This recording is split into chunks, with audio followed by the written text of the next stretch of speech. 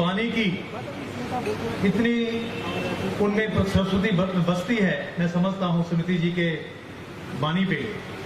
जब वो रैली में बोले, पार्लियामेंट में बोले, तो सब लोग उनको ध्यान से सुनते हैं और जो वो बोलती हैं वो सभी तथ्यों के साथ बोलती हैं। उस स्मृति ईरानी जी का मैं अपने प्रदेश में बहुत बहुत स्वागत करता हूं।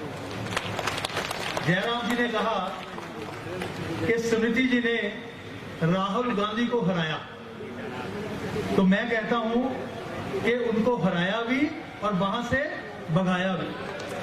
वो केरला जाना पड़ा, ऐसा ही ना? तो ऐसी नेता आज हमारे बीच में है। जब उनका भाषण सुनेंगे तो हमारा कार्यकर्ता 2020 के इस चुनाव के लिए तैयार होकर यहां से जाएगा और तब तक आराम से नहीं बैठेगा जब तक कि हम अपनी लास्ट वोट डलवा नहीं देते और डाल नहीं देते। अभी हमने जयराम जी को सुना, एक ऐसा मुख्यमंत्री जो बार बार एक बात कह रहे थे कि कांग्रेस कह रही है कि आपने कुछ नहीं किया, आपने कुछ नहीं किया। जयराम जी, आपने वो कुछ नहीं किया जो कांग्रेस ने किया है। उन्होंने भ्रष्टाचार किया है और आपने इस प्रदेश को भ्रष्टाचार मुक्त प्रदेश दिया है, इसलिए वो बार बार आपको बोल रहे हैं। हमारे अध्यक्ष सुरेश कश्यप जी मेंबर पार्लियामेंट हैं और उनकी अध्यक्षता में हम लोगों ने ये चुनाव लड़ना है और आने वाला चुनाव एक चैलेंज के रूप में हम लेंगे, सब इकट्ठे होकर इसको लड़ेंगे। वो भी यहाँ पर अपना उद्बोधन देके गए हैं और साथ में हमारे मंत्री पठानिया जी, बहन सरवीन चौधरी जी, हंसराज जी, कपूर जी एमपी, हिंदू बहन एमपी, जरियाल जी और जो जहां के व्यू रचना जिन्होंने की है, पवन राणा जी हमारे जिला अध्यक्ष, और आपको नाम दिया है त्रिदेव और आपका सम्मेलन करा रहे हैं त्रिलोक। कितना अच्छा कॉम्बिनेशन है। त्रिदेवों को त्रिलोक ने बुलाया है। ऐसे त्रिलोक कपूर जी भी यहाँ के प्रभारी हैं, उनका भी मैं धन्यवाद करता हूँ कि जब भी उनको काम दिया है। मुझे याद है कि एक बार मैं धर्मशाला की बूथ की बैठक लेने गया तो मुझे तसल्ली नहीं हुई, तो मैंने उसी समय कपूर जी को कहा कि कपूर जी कि ये बैठक एक बूथ की जैसे होनी चाहिए वैसे नहीं हुई है। हम ज्यादा लोग बैठक लेने वाले थे और कम लोग सुनने वाले थे।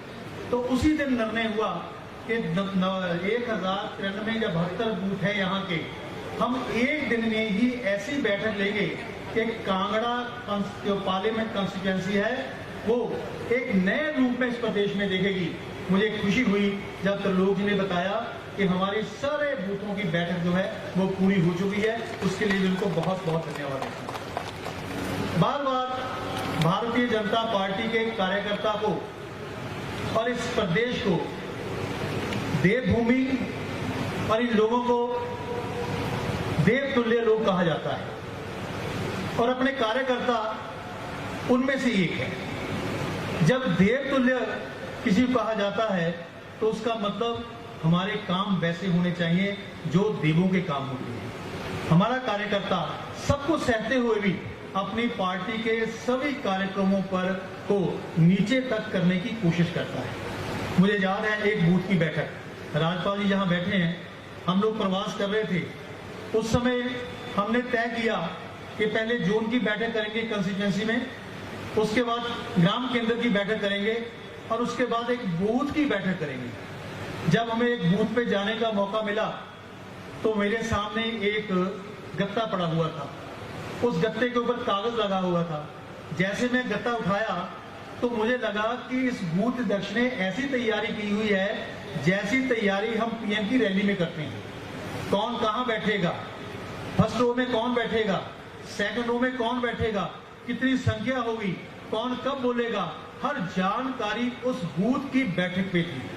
जब ऐसा बूथ किसी प्रदेश में हो तो मैं दावे के साथ कह सकता हूं कि वो प्रदेश कभी भी हार नहीं सकता। आज मुझे गर्व है ये जो टीम बैठी है, इस टीम के साथ जो कार्यकर्ता बैठे हैं, ये एकजुट होकर जब इस धरती पर उतरेंगे, लोगों के बीच में जाएंगे, दुनिया की कोई ताकत भी भारतीय जनता पार्टी को हरा नहीं सकती। लेकिन एक ताकत है एक ताकत है जो भारतीय जनता पार्टी द्वारा सकती है, वो भारतीय जनता पार्टी का कार्यकर्ता ही है।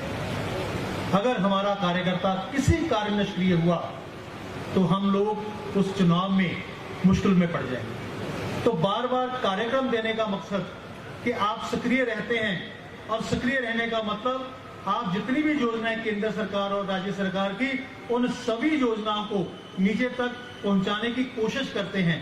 उसके बाद फिर बैठकों में जिस ढंग से चर्चा होती है, आपका बार बार चार्ज होना ही चुनाव तक, इस चुनाव के जीतने के लिए एक मंत्र बनेगा, ऐसा मुझे विश्वास है। अभी बात हुई है डबल इंजन सरकार की। डबल इंजन सरकार का मतलब दोस्तों समझ के यहां से जाना, और उसी के लिए हमें काम करना है।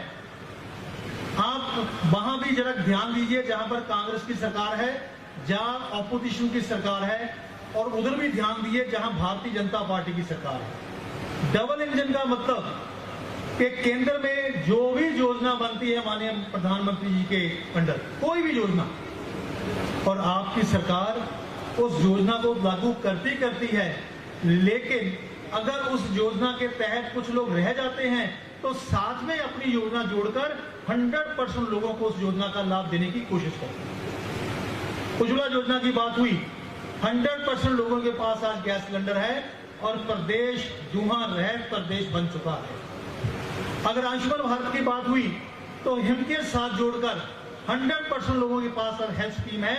वो इसी कारण है कि यहाँ पर डबल इंजन की सरकार है। तो आओ, अगर हमने ये लाभ सब जनता को दिलवाने हैं, लेने हैं, उसके लिए हमें चुनाव तक कोशिश करनी पड़ेगी कि जहां पर एक बार फिर भारतीय जनता पार्टी की सरकार बने, डबल इंजन की सरकार बने, केंद्र की योजनाओं को हम ज्यादा सप्लीमेंट करके उसका लाभ जहां पर ले पाए।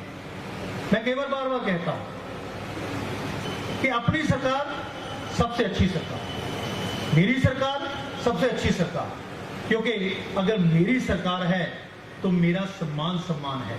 मेरी सरकार है तो आज त्रिदेव सम्मेलन में केंद्र की मंत्री हमारे बीच बैठी हैं, 3 MP हमारे बीच बैठे हैं, मुख्यमंत्री खुद बैठे हैं, मंत्री खुद बैठे हैं। ये है अपनी सरकार का महत्व। इसलिए अपनी सरकार बहुत ही अच्छी सरकार, मेरी सरकार बहुत ही अच्छी सरकार। मैं केवल एक कहानी का जिक्र आपके साथ करता हूं कि अपनापन क्या होता है, अपना बच्चा क्या होता है, अपनापन क्या होता है। उसके लिए कई बार एक कहानी का मैं जिक्र करता हूं, मैं आपके साथ भी वो कहानी को शेयर करूंगा। एक बार एक राजा को अपने राजकुमार के रोटी देने के लिए, लंच देने के लिए एक नौकर की जरूरत थी। उसने रानी को कहा, एडवर्टाइजमेंट हो गई, बहुत सारी नौकरानियां आ गई इंटरव्यू देने के लिए। अल्टीमेटली एक नौकरानी सिलेक्ट हो गई। तो उसको कहा, जब टिफिन पकड़ और स्कूल में मेरे बच्चे को पकड़ा के आ, खिला के आ। तो उसने कहा, महारानी मैंने बच्चा देखा नहीं तो मैं किसको खिलाऊंगी।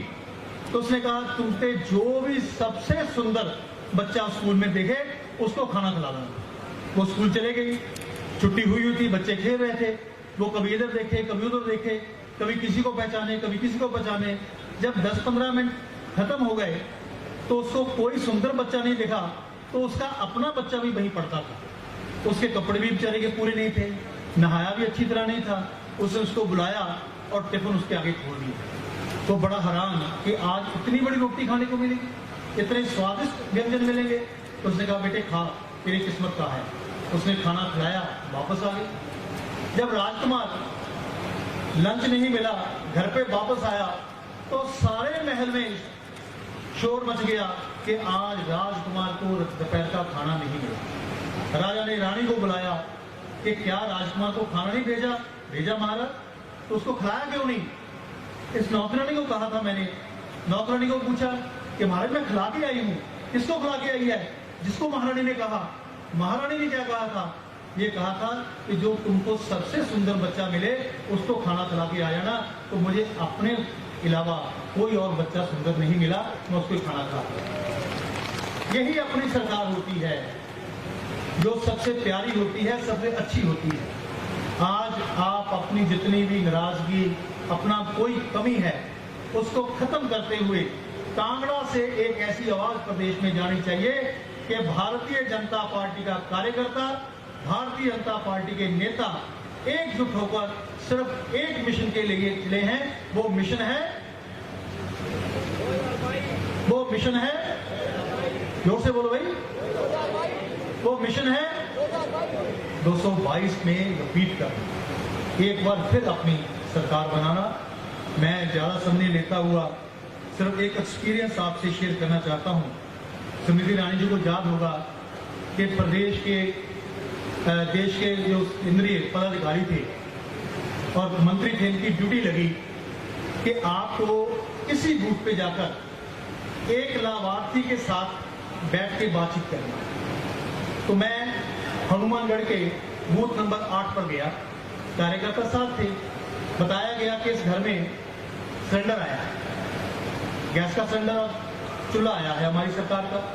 तो मैंने दरवाजा खड़काया, बाहर एक हस्बैंड उसके आ गए। मैंने पूछा कि भाई साहब आपके यहाँ सिलेंडर आया है? हाँ जी आया है।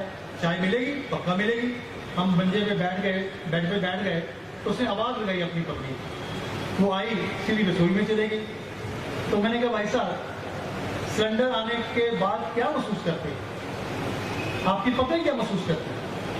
कहता भाई साहब देखिए, अगर चूल्हा ठंडा होने के बाद आप आते तो मेरी हिम्मत नहीं होती कि मैं अपनी पत्नी को कहता कि चाय पिला। अब मोदी जी ने गैस का सिलेंडर भेज दिया है, कोई कभी भी आता है, चाय बनती है, रोटी बनती है और मेहमान की सेवा लोग होती है। और पत्नी क्या महसूस करती है?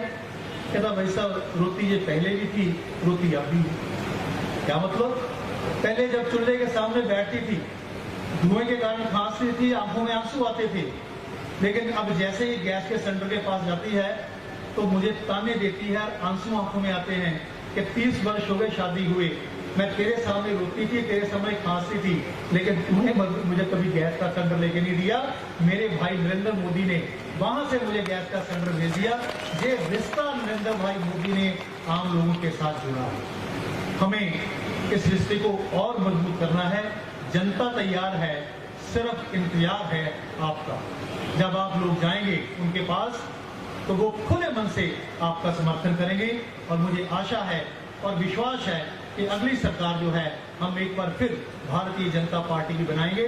जो जहां का मिथ है, अब कांग्रेस के पास कुछ नहीं रहा, कोई इशू नहीं रहा, ना नेता, ना नीति, ना कोई दिशा, डायरेक्शनलेस, लीडरलेस और पॉलिसीलेस पार्टी। सिर्फ एक ही बात, देखो यहाँ तो रिवाज नहीं था द्वारा सरकार लाने का, अब रिवाज को तोड़ो में। भैया यहाँ पर रिवाज नहीं था इतने काम करने का भी, इतने काम किए हैं, उन कामों के लिए हम द्वारा सरकार लेके आएंगे, यही लक्ष्य लेकर हम आगे जाएंगे। इतना कहता हुआ आपका बहुत बहुत धन्यवाद। भारत माता की, भारत माता की बहुत बहुत धन्यवाद।